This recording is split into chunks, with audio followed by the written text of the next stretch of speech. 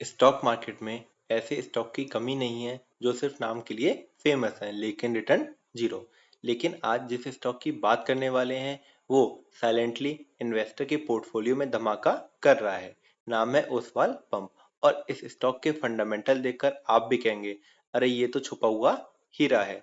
Video में बने रहिए क्योंकि हम करेंगे इसका full breakdown from number two future vision तक। तो पहले जान लेते हैं ये ओसवाल पंप है क्या। ये कंपनी बनाती है एग्रीकल्चरल और डोमेस्टिक वाटर पंपिंग सॉल्यूशन जैसे motor, submersible pump, pressure system और बहुत कुछ। हेडक्वार्टर हरियाणा में है और ये ब्रांड रूरल इंडिया में ट्रस्टेड नाम बन चुका है। इंडिया में हर साल वाटर मैनेजमेंट, फार्मिंग ऑटोमेशन और इरिगेशन की डिमांड इंक्रीज होती जा रही है, तो ऐसे में ओसवाल पंप एक स्ट्रॉन्ग टेलवाइन के साथ काम कर रहा है। चलिए वैल्यूएशन की बात करते हैं। मार्केट में होता क्या है, पॉपुलर स्टॉक ओवर वैल्यूड होते हैं लेकिन ओसवाल का पीई रेशियो इंडस्ट्री के मुकाबले में काफी कम है। यानी कि ये स्टॉक अपनी असली वैल्यू तक अभी पहुंचा ही नहीं है। जब ग्रोथ के इंडिकेटर स्ट्रांग हो और वैल्यूएशन लो हो तो ऐसे स्टॉक होते हैं मल्टीबैगर बनने के सबसे स्ट्रांग कैंडिडेट।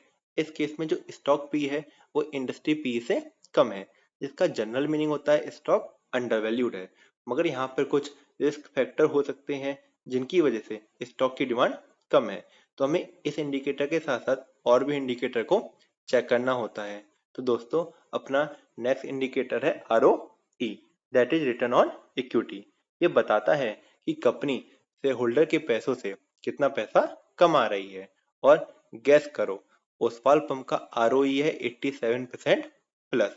मतलब 100 रुपीज इन्वेस्ट करने पर कंपनी 87 रुपीज कमा के दे रही है। बहुत ही कम कंपनी में इतनी हाई इफिशियंसी होती है। ये क्लियरली दिखा रहा है कि मैनेजमेंट स्मार्ट है और एसेट लाइट मॉडल हो सकता है। अब आते हैं एक और इम्पोर्टेंट मैट्रिक पे, दैट इज ROCE, जो कि होता है return on capital employed. ROE share holder angle दिखाता है लेकिन ROCE बताता है कि ओवरऑल बिजनेस का पैसा कितना इफिशिएंटली काम में आ रहा है। ओसवाल पंप का ROCE है 77% से भी ऊपर, विच इज ट्रूली एक्सेप्शनल।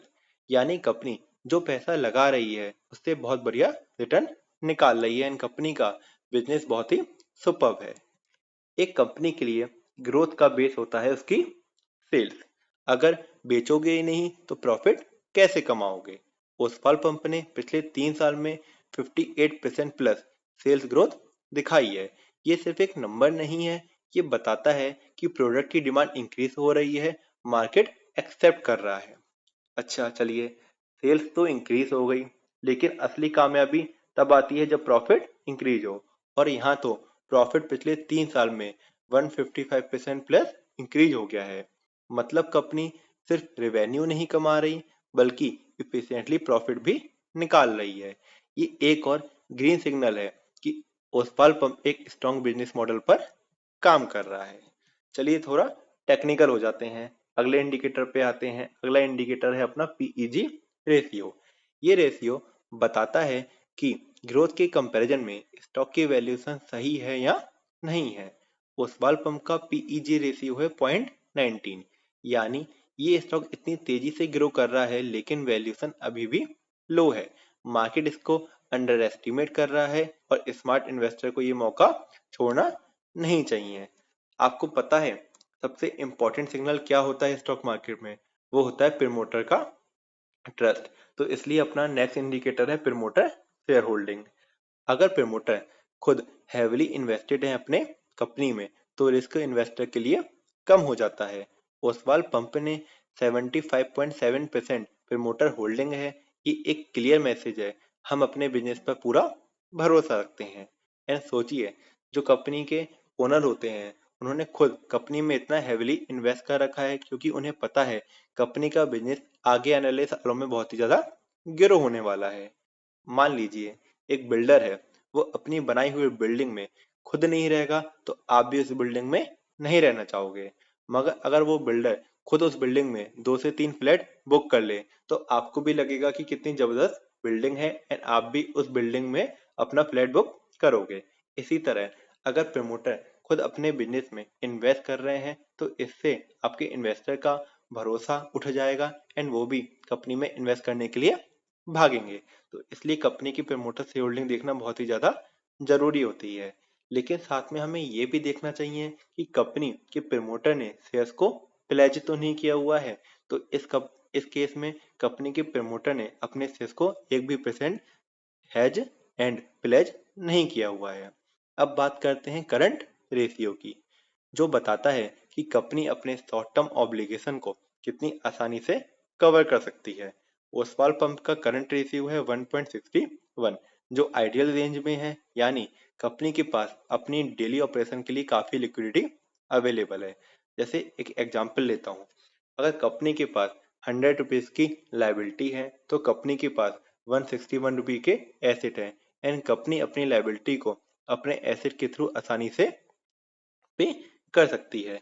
तो ये आपका एक आइडियल करंट रेशियो हो गया। अगर कंपनी के ऊपर लोन है तो सबसे इम्पोर्टेंट क्या होता है? सबसे इम्पोर्टेंट क्वेश्चन ये होता है, क्या ये कंपनी अपना इंटरेस्ट टाइम पे भर पाएगी या नहीं भर पाएगी? तो ओसवाल पंप का इंटरेस्ट कवरेज रेशियो है 9.77, यानी एक बार नहीं 9 बार इंटरेस्ट कवर हो सकता है। मतलब stress free operation, no tension. चलिए एक बार जल्दी से समरी करते हैं। पीई रेशियो इंडस्ट्री पीई से कम है, मीन्स स्टॉक अंडरवैल्यूड है।